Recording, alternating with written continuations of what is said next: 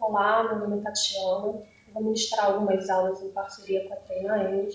E antes da gente entrar no conteúdo programático propriamente dito, eu queria parabenizá-los pela escolha de vocês. Imagino que essa caminhada seja um pouco árdua, né? Muitos de vocês devem trabalhar, conciliar o estudo com o trabalho, mas é isso aí, tá? Faz parte, vocês devem se posicionar desde já como conquistadores dos seus objetivos. E o tempo que isso vai levar vai ser de acordo com o que vocês puderem, com o tempo que vocês puderem disponibilizar, se dedicar a essas aulas.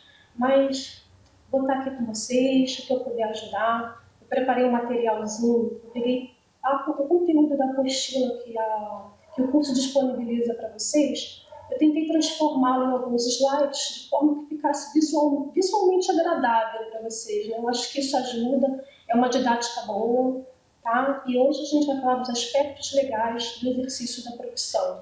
Por que esse assunto é importante? Porque você imagina, a vida em sociedade, sem leis, sem regras, sem regulamento, é complicado, né? Cada um vai entender que seus direitos e deveres são subjetivos. E não são, a gente precisa realmente conhecer todos os aspectos legais de qualquer profissão, de qualquer área da vida civil mesmo, né? Das relações entre os cidadãos, não somente profissional, para que a gente tenha aí um apoio, né? Uma base, para que a gente se oriente. Isso é bem legal. No decorrer da aula, vocês vão ver profissionalmente o que isso implica para você, quais são as responsabilidades. A gente vai falar aqui do instituto mais importante do ordenamento jurídico brasileiro, que é a nossa Constituição Federal. A Constituição Federal de 88, ela é a 7ª Constituição brasileira e ela é conhecida, ela é chamada de Constituição Cidadã. Por que isso? Porque ela vem após um período de regime militar, né? São as conquistas democráticas após esse período militar que permite que a gente tenha avanços em áreas estratégicas da sociedade, como a saúde, né, com a implementação do Sistema Único de Saúde. A gente começa a falar sobre o direito da criança e do adolescente. A gente fala também sobre o novo Código Civil. Então, a Constituição Federal de 88 ainda precisa melhorar, como todo o ordenamento jurídico brasileiro, mas ela é bem importante. Ela marca esse período de redemocratização, né, brasileira. A gente também precisa falar sobre o Código de Defesa do Consumidor, que é a Lei 8.078 de 90, que é muito conhecida como CDC, né?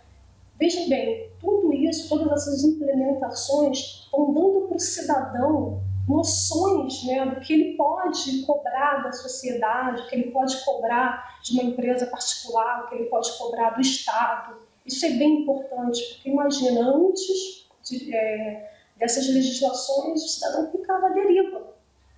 Eu fui lesado numa compra, eu fui lesado num contrato, e não tenho a quem recorrer, não há um embasamento jurídico que me respalde qual é o meu direito, qual é o ressarcimento que me cabe. Então isso é bem legal.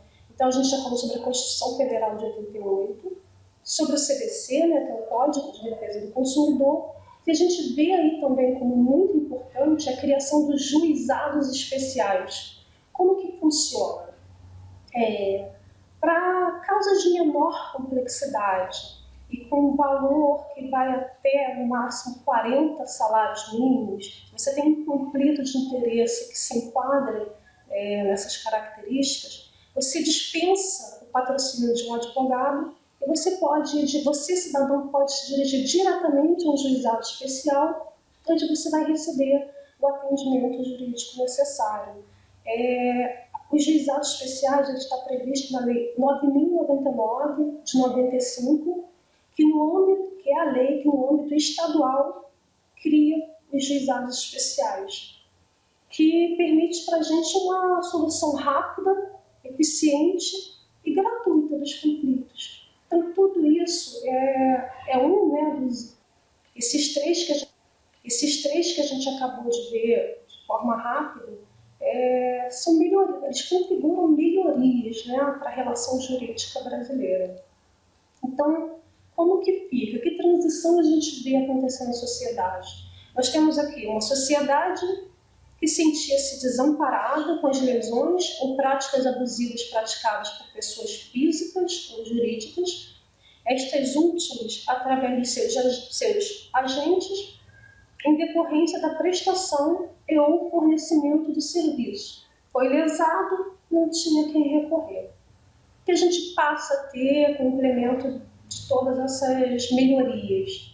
A sociedade ela passa a cobrar o respeito aos seus direitos daqueles que atuam fora de especificações pré-determinadas.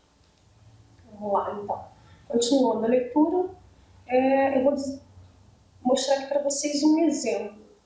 Por exemplo, na área da saúde, são inúmeros os casos no Brasil de ações judiciais procedentes condenando o médico que no exercício da profissão causou dano ao paciente. Isso é bem comum, a gente sempre vê na televisão.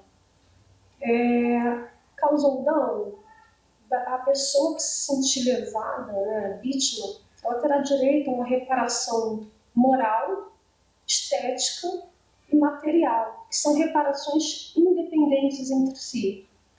Isso sem contar o processo penal, que pode culminar com a condenação privativa de liberdade. Então, olha só, se você entende que você foi lesado moralmente, esteticamente, materialmente, você pode ingressar com uma ação pedindo a indenização desses 3 itens. Cabe ao juiz arbitrar, no caso concreto, o que ele acha que é cabível, que realmente cabe reparação. E independentemente dessa ação que você ingressou para que haja um ressarcimento essas reparações, você pode, paralelamente, de forma independente, ingressar com uma ação penal. E aí o juiz, se entender que houve crime, pode, ao final da sentença, decretar uma condenação privativa de liberdade. E aí, atenção para vocês, profissionais, técnicos de inspeção. Vamos lá. Os profissionais de inspeção de equipamentos, assim como os de ENGE, também estão sujeitos a serem responsabilizados pelos danos causados a alguém ou ao bem, ao patrimônio de alguém. Mas não se assustem, vocês, como todos os profissionais, vocês têm que conhecer as especificações técnicas, vocês têm que conhecer o código de ética, vocês têm que saber como proceder, né? Isso é uma regulamentação necessária, é interessante para os dois lados. Você conhece quais são os seus direitos e suas obrigações, e, do outro lado, a pessoa que se sentir lesada também tem que saber onde ela deve se respaldar para recorrer, para ingressar com alguma ação. Então, fica aí o entendimento de que é importante destacar que o judiciário ele pode ser buscado no âmbito civil e ou âmbito penal.